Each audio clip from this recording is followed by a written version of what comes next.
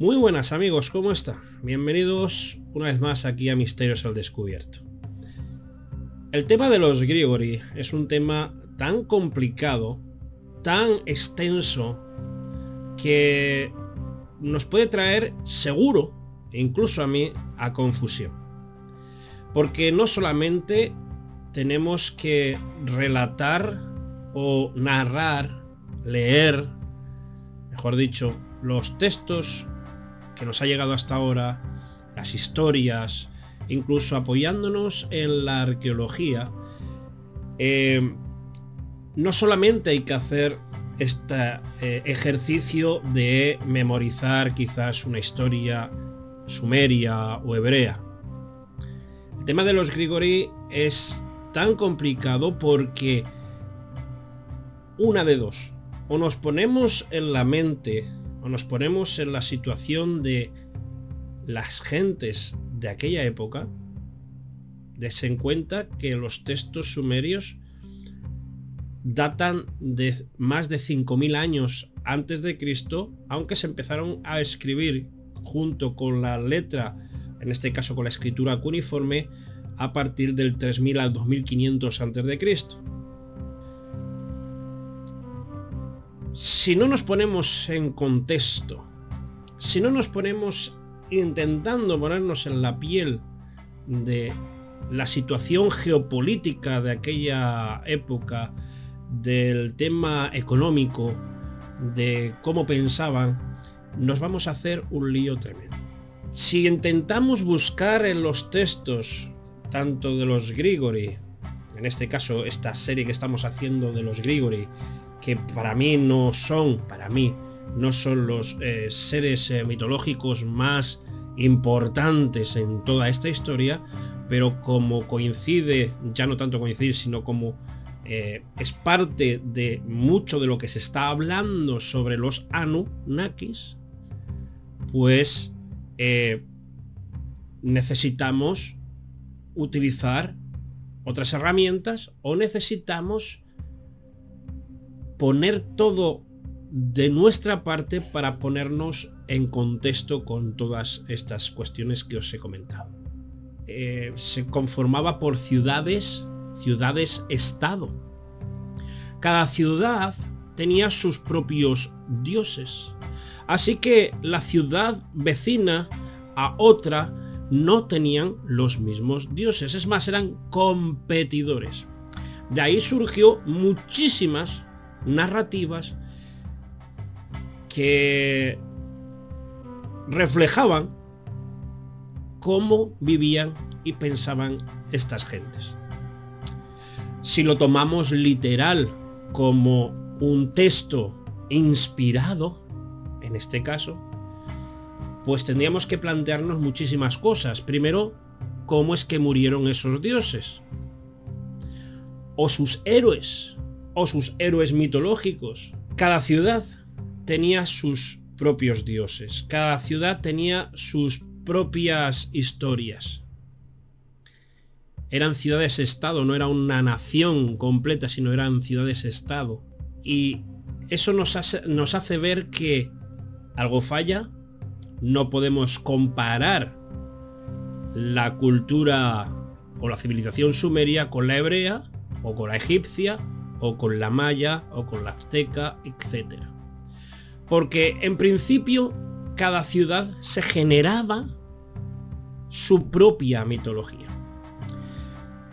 Según algunos relatos, algunos textos que nos han llegado en forma de fragmentos, se contabiliza, dicen algunos arqueólogos, que se contabiliza en el panteísmo, en el panteón mitológico sumerio, más de 3600 deidades, entre dioses mayores y dioses menores, aparte de su bestiario, no vestuario, bestiario de sus bestias, en este caso sus toros mitológicos, sus dragones mitológicos, etcétera, etcétera, más de 3600 figuras.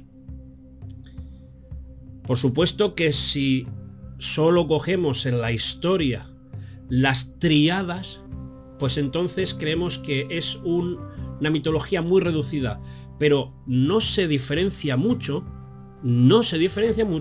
como por ejemplo aunque ellos no quieren decir que sea mitología, pero las deidades hindús, que hoy en día estamos hablando de más de 3 millones de deidades mayores, menores, etc. Por supuesto que hay mitología hebrea. En los textos bíblicos nos anuncian en algunos aspectos, en algunos textos nos indica bestiarios hebreos, como por ejemplo Leviatán, Behemoth, el dragón, etcétera, que por supuesto al final luego tenemos que interpretar como algo que posiblemente pueda llevarnos a algo interno del ser humano o explicar alguna figura o explicar alguna situación de las costumbres y la cultura de aquella época. Por eso digo que estos temas son tan complejos que sacar conclusiones, afirmaciones, solamente lo puede hacer aquellas personas que creen en fe que esas cosas ocurrieron.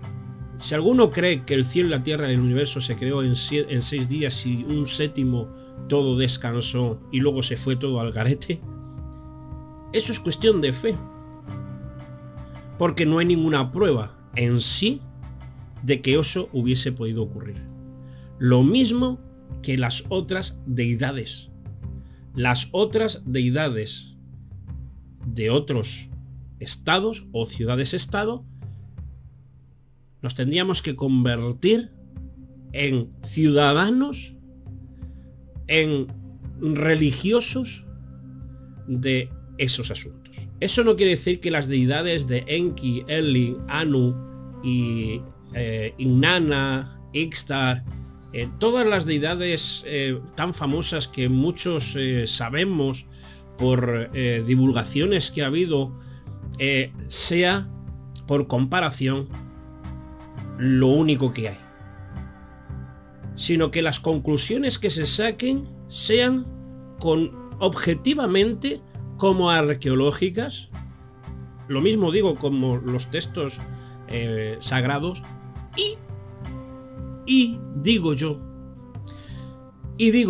que después de todo eso uno tiene que sacar conclusiones para él mismo y asegurar fervientemente que lo que tiene, cree y divulga, o habla o acepta, es por cuestión de fe.